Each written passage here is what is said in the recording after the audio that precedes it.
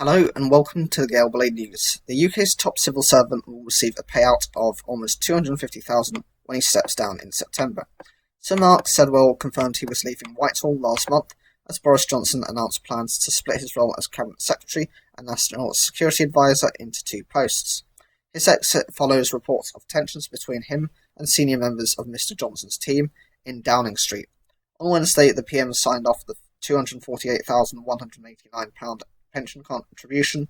The amount was recommended by Cabinet Office Permanent Secretary Alex Chisholm, with advice from Civil Service, Human Resources and legal advisers before being agreed by Mr Johnson. In a note from Number 10, the PM said the payment was likely to be in the form of a pension contribution for Sir Mark. Earlier on Wednesday, Sir Mark told the National Security Strategy Committee he had not resigned but left his post by agreement with the PM.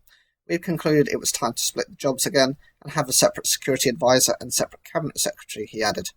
Sir Mark said the timing was at his initiative and it was never my intention to do that job long term, but the departure was entirely amicable.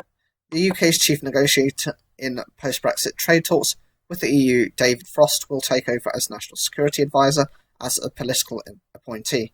The Cabinet Office has published a job advert for the Cabinet Secretary position with a salary of $200,000, and the role is open to current and former permanent secretaries. The person who gets the position will advise the Prime Minister on implementing policy and the conduct of government. Dominic Cummings, regarded as the Prime Minister's most influential political advisor, has long called for an overhaul of the civil service. Sir Mark is a career diplomat who served as ambassador to Afghanistan during a 20-year career in the Foreign Office, before working alongside former Prime Minister Theresa May as the most senior civil servant in the Home Office.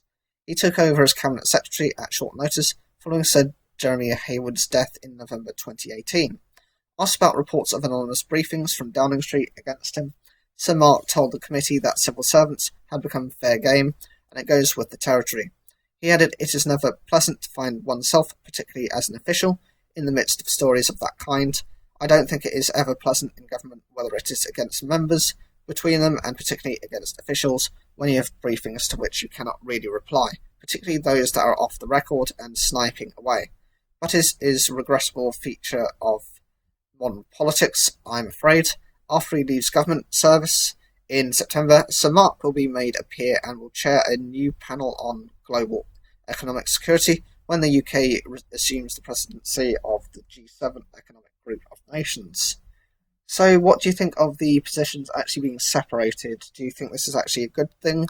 Do you think it's actually going to cost the taxpayer a lot more money? Because doubtlessly they'll actually try and increase the salaries of these people and the what they call the pensions/benefits they receive.